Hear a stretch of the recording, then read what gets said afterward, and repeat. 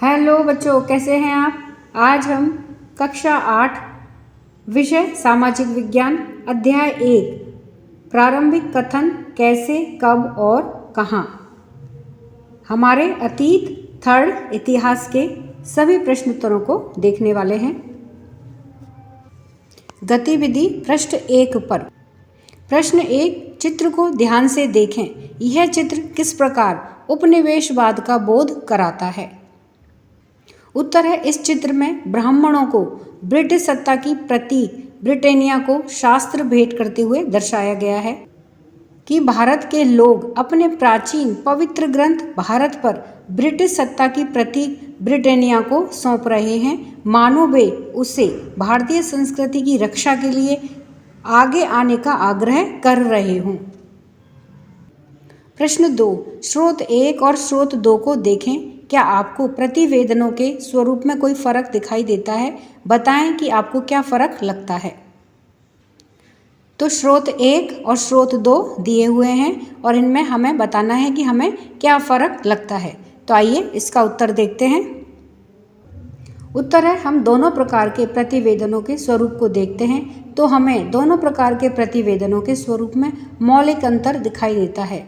दोनों प्रकार के प्रतिवेदनों का स्वरूप अलग अलग प्रकार का है। जहां स्रोत 1 में सरकारी कर्मचारियों के द्वारा गृह विभाग को रिपोर्ट भेजी गई है, वहीं स्रोत 2 में अखबार के द्वारा दी गई रिपोर्ट है।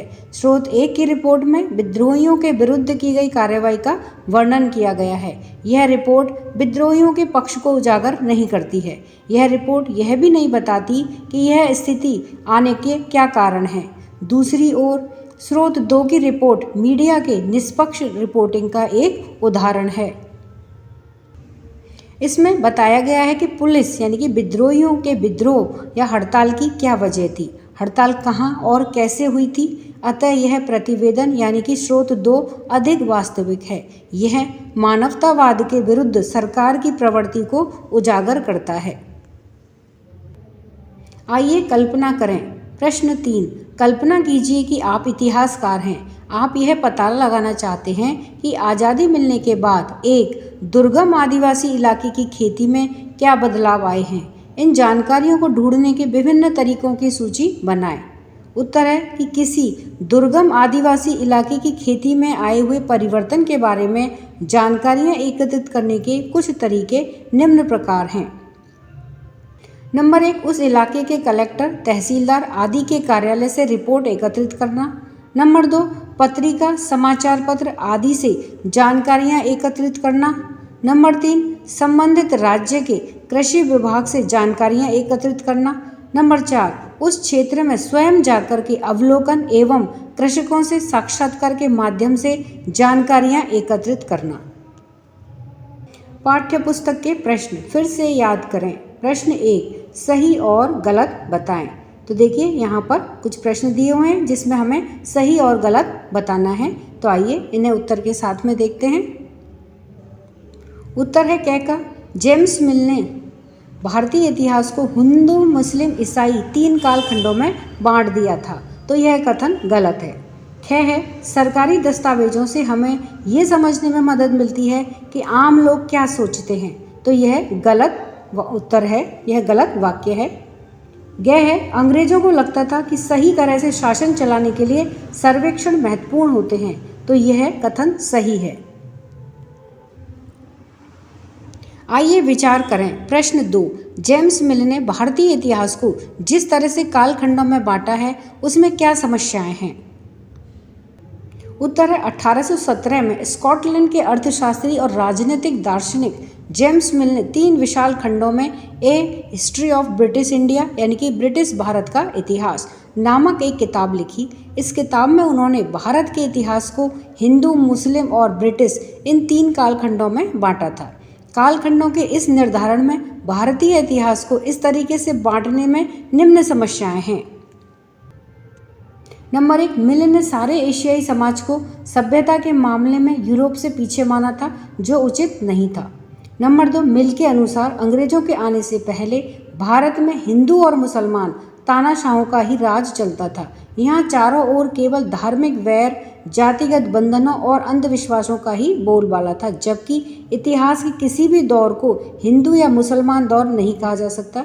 किसी भी दौर में सभी धर्म एक साथ चलते हैं। नंबर 3, प्राचीन भारत में भी सभी शासकों का एक ही धर्म नहीं होता था। नंबर 4, जेम्स मिल के द्वारा भारत के इतिहास को इस तरह से बांटने को आधार सच्चाई से बहुत दूर था। इसका उद्देश्य लोगों को विभाजित करके उनमें फूट डालना था। प्रश्न 3, अंग्रेजों ने सरकारी दस्तावेजों को किस तरह से सुरक्षित रखा? उत्तर है, अंग्रेजों ने सरकारी दस्तावेजों को सुरक्षित रखने के लिए सभी शासकीय संस्थानों में अभिलेख कक्ष बनवा दिए। तहसील के दफ्तर, कलेक्ट्रेट, कमिश्नर के दफ्तर, प्रांतीय सचिवालय, कचहरी सबके अलग अलग रिकॉर्ड रूम बनवाए। महत्वपूर्ण दस्तावेजों को बचाकर रखने के लिए अभिलेखागार यानी कि आर्काइव और संग्रहालय जैसे संस्थान भी बनाए गए। 19वीं सदी के शुरुआती सालों में सरकारी दस्तावेजों की सावधानीपूर्वक नकलें भी बनाई जाती थी। प्रश्न 4, इतिहासकार पुराने अखबारों से जो जानकारी जुटाते हैं वह पुलिस की रिपोर्टों में उपलब्ध जानकारी से किस तरह से अलग होती है? आइए करके देखें। उत्तर है, सामान्यतः अखबारों की रिपोर्ट गलत नहीं होती। इन रिपोर्टों में घटनाओं का सही विवरण दिया जाता है।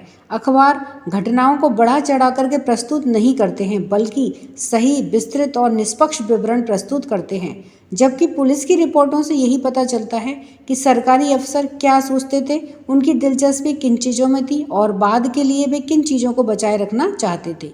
पुलिस रिपोर्टों में उपलब्ध जानकारी के पक्षपातपूर्ण होने की संभावना होती है। इन रिपोर्टों से हमें ये समझने में हमेशा मदद नहीं मिलती कि देश के दूसरे लोग क्या महसूस करते थे और उनकी कार्रवाइयों की वजह क्या थी। कई बार ये रिपोर्ट्स वरिष्ठ अधिकारियों के दबाव में या उन्हें खुश करने के लिए भी लिखी जाती थी। इन रिपोर्टों में जांच अधिकारी व्यक्तिगत रूप से भी पक्षपात कर सकते हैं।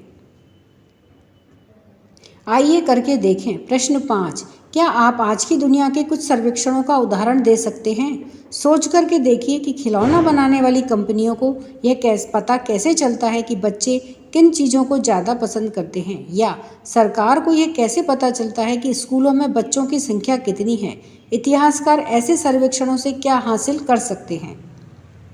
उत्तर है, आज की दुनिया के सर्वेक्षण के उदाहरण निम्न हैं। नंबर 1, देश की जनसंख्या का पता सर्वेक्षण यानी कि जनगणना के द्वारा लगाया जाता है। नंबर 2, चुनाव से पूर्व जनमत का पता सर्वेक्षण के द्वारा ही लगाया जाता है। नंबर 3, सड़क, पुल इत्यादि बनाने से पहले उस जगह की भौगोलिक स्थिति तथा मिट्टी का सर्वेक्षण। नंबर 4, जंगलों में जानवरों के स्वास्थ्य गिनती इत्यादि के बारे में संरक्षण। नंबर 4, जंगलों में जानवरों के स्वास्थ्य, गिनती इत्यादि के बारे में सर्वेक्षण। नंबर 5, वृक्षों की गिनती। खिलौने बनाने वाली कंपनियां सर्वेक्षण करके यह पता लगा सकती हैं कि बच्चे किन चीज़ों को ज़्यादा पसंद करते हैं। सरकार स्कूलों के उपस्थिति रजिस्टरों के सर्वेक्षण से स्कूलों में बच्चों की संख्या का पता लगा सकती है। तो इस तरह से हमने इस पाठ के सभी प्रश्न उत्तरों को जाना। वीडियो पसंद आने पर वीडियो को लाइक करें, शेयर करें। चैनल पर नए हैं तो सब्सक्राइब करना ना भूलें। मिलते हैं नए वीडियो में। इसी के साथ धन्यवाद।